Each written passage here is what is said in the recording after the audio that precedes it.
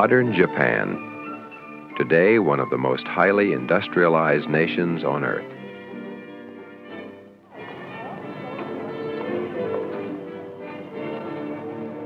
These people live in the only nation to have ever suffered from atomic bombs.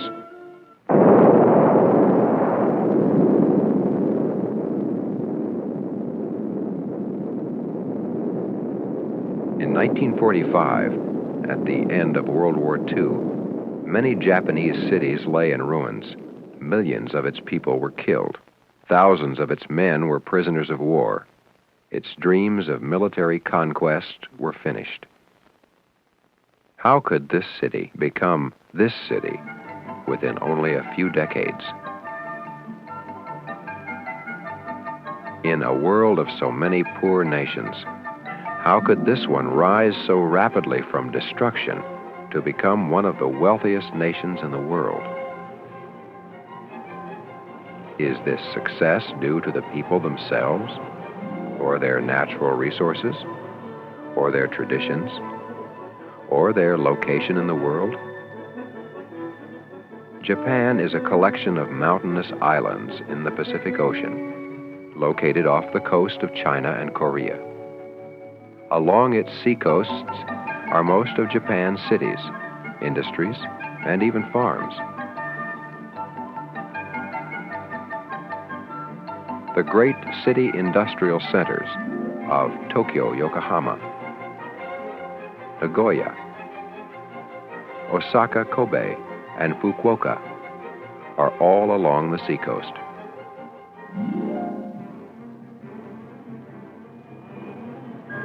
As the Japanese people rebuilt their cities after the war and expanded their industry, many changes were made in their attitudes and in their way of life. Yet much of their industrial success is due to the older traditions of Japanese life, which are still important to the people. Japan still has many reminders of its past.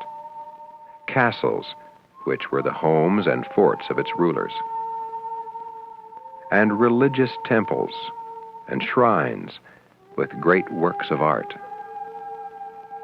At festival time, businessmen and citizens from all walks of life join the shrine priests to celebrate. The quiet temples are designed to give a feeling of nature in Japan. In this small nation of mountains, lakes, and forests, the people have had to learn to take care of their limited natural resources.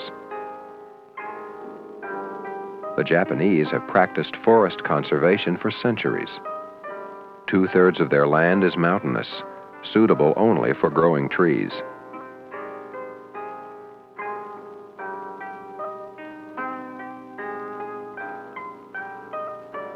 Water, flowing from their mountain streams and rivers, is used over and over again to produce electricity. Japan's earliest industries depended upon electricity from water because the country had almost no other energy resources. Today, most electricity is made from coal, oil, and even nuclear power, and then sent to the homes and factories of Japan.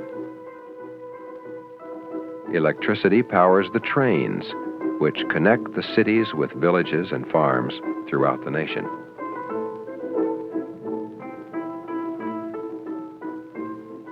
Only a small part of Japan can be used for farming, and most farms here are small, often less than 1 acre.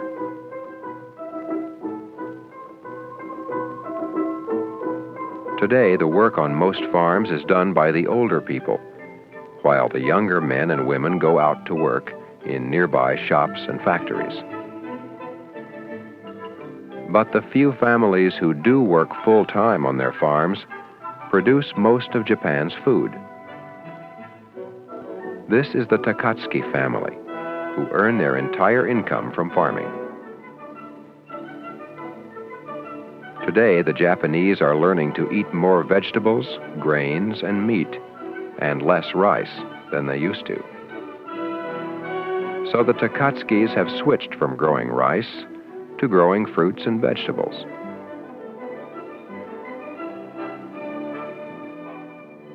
Of course, not all their time is spent on the farm. Children must go to school 6 days a week, plus private lessons after school, and hours each night of homework. Therefore, Sundays are one of the few times that families can be together.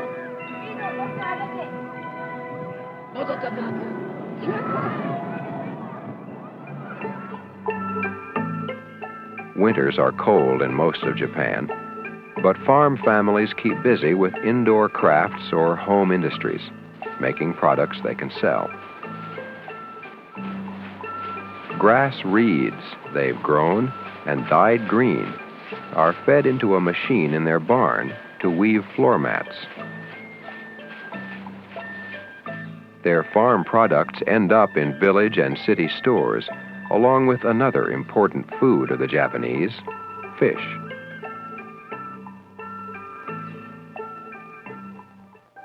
Some fishermen work along the coast, some further offshore, and some in large ships fish for many months in faraway oceans.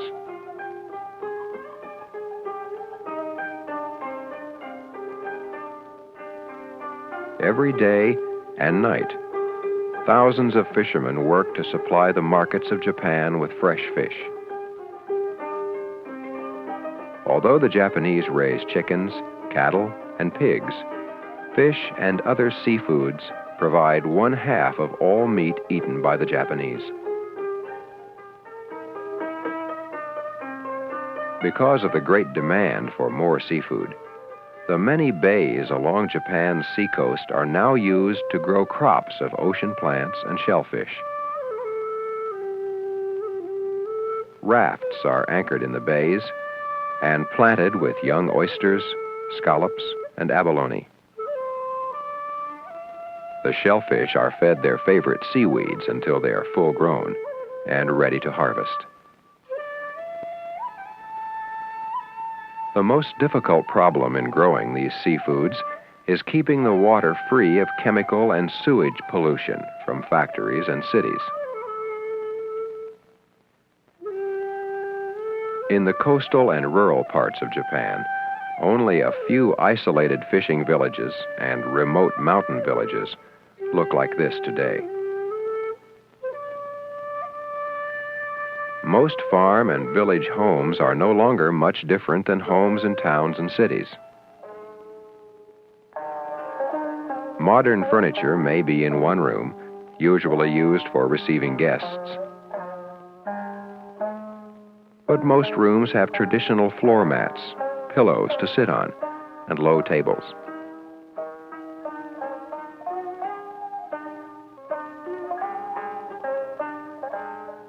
Later in the evening, this living room will be used for sleeping, with bedding rolled out on the floor mats.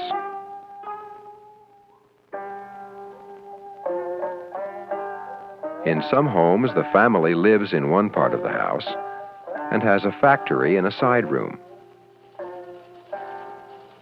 The family contracts with big companies to make or assemble parts of a product.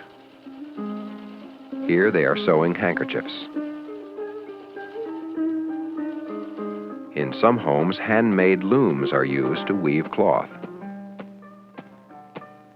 Cards with holes punched in them control the pattern the loom weaves.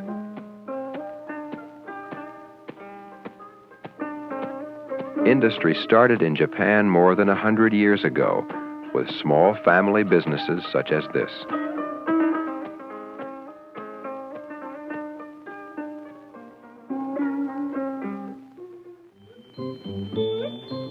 Small towns and villages throughout Japan now have shopping centers just as modern as in the big cities.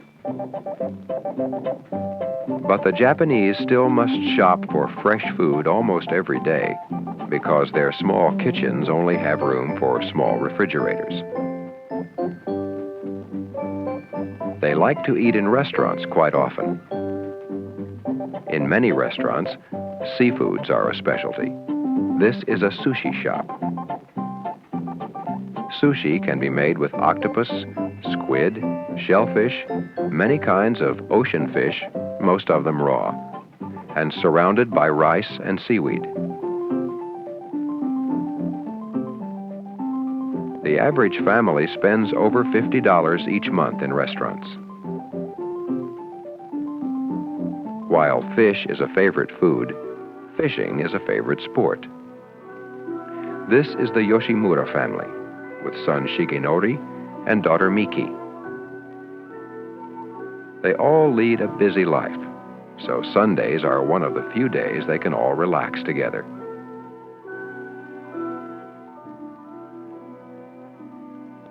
On their way back to the city, they often do some shopping. The Japanese spend a larger part of their income for food than people in most industrialized nations. The Yoshimuras live in an apartment owned by the company for which Mr. Yoshimura works. This restaurant delivery man is bringing part of their dinner for tonight, and Mrs. Yoshimura is cooking the rest.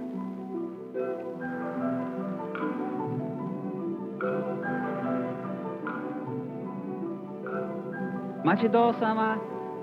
ご苦労様。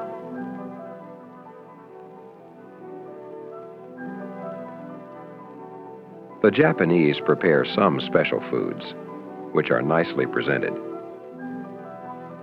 But most of their meals are similar to Chinese cooking. 2時から Tonight, noodle soup was requested by son Shigenori.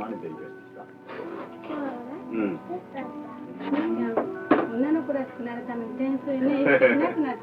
Either before or after dinner, the family takes their daily bath. They shower first, and then soak in a deep, very hot tub for as long as an hour.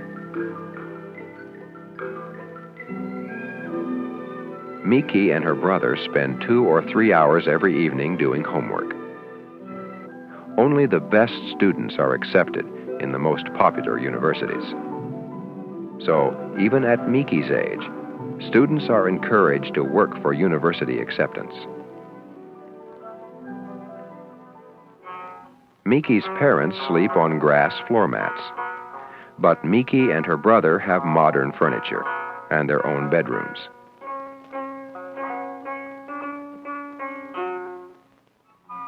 Early each morning, Mr. Yoshimura walks to a nearby train station and, like many Japanese, travels for an hour to the factory where he works. Most other countries have a mixture of people from different regions and with different traditions.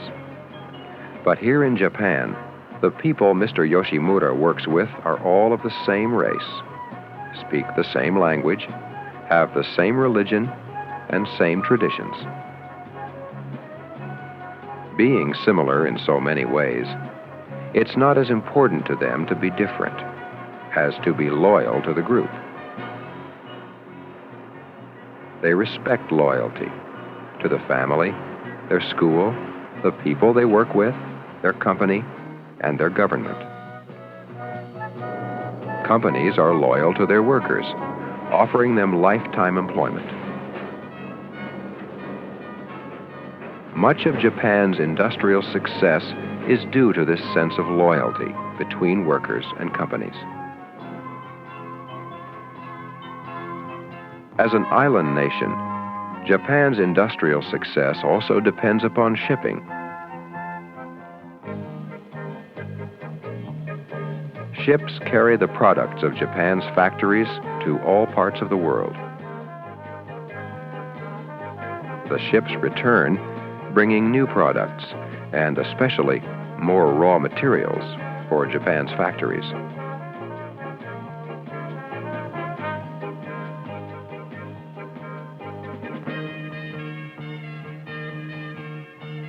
This ship has arrived from Malaysia, bringing a cargo of iron ore.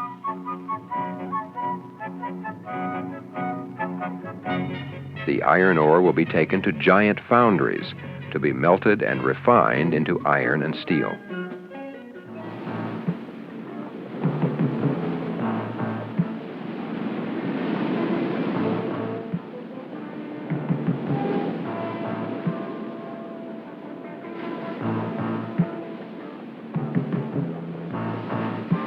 This modern foundry requires few employees because most of the work is controlled by computers.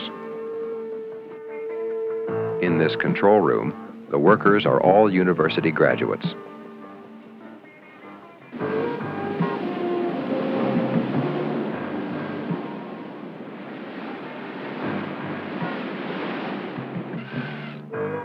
One of the main problems for Japan's industry is that it requires so much energy to produce their products.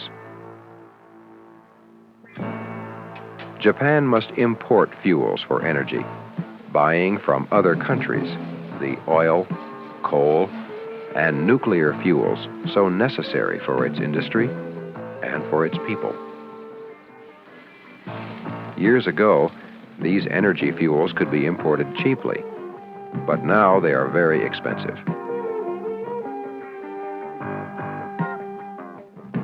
Japan makes most of the world's largest ships, and they are also world leaders in making the smallest parts for transistorized radios, television, computers, and cameras. The Japanese are well educated, especially in mathematics and the sciences.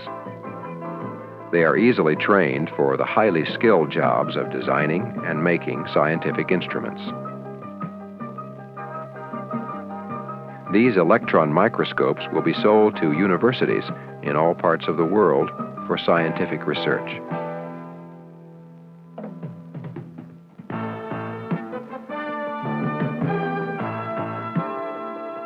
Workers are paid bonuses twice each year as a share of the company's profits.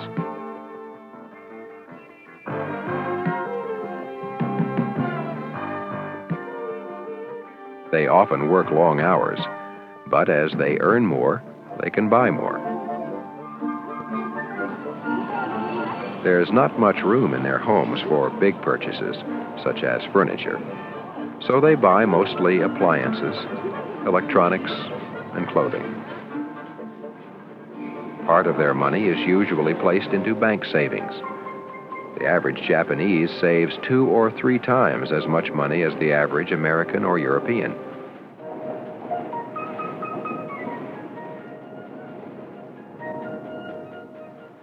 After the destruction of World War II, Japan had almost no housing left in its cities.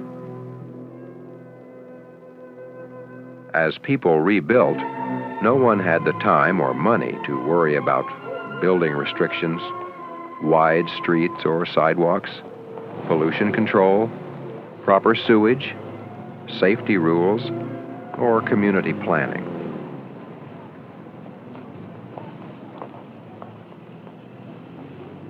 Ever since, homes and shops have been crowded, the streets crowded, and the parking lots at each train station are crowded.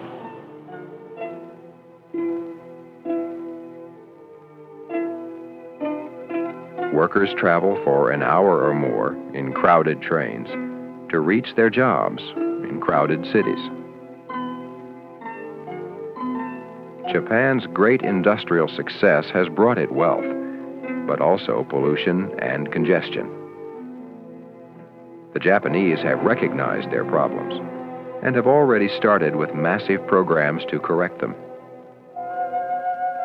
They have greatly reduced the pollution from automobiles. Old factories are being replaced with modern ones. This new computerized steel mill cost millions of dollars. It doesn't produce any more steel than the old one, but it has eliminated the air pollutants. In this unit, poisonous gases and solids that used to pollute the air are now chemically changed into useful products. For the past 100 years, while America and Europe have been developing highways for automobiles, Japan has been developing its train system. The longest and first monorail train system in the world is in Tokyo and is powered by electricity.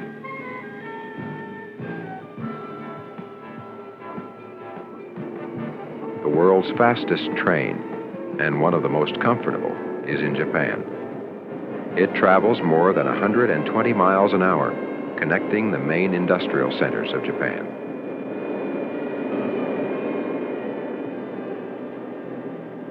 It's only recently that an excellent highway system has been built throughout Japan to handle the increased traffic.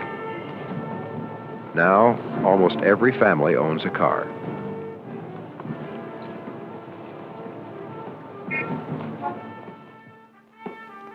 The Japanese have brought themselves from wartime defeat and destruction to become one of the world's richest nations.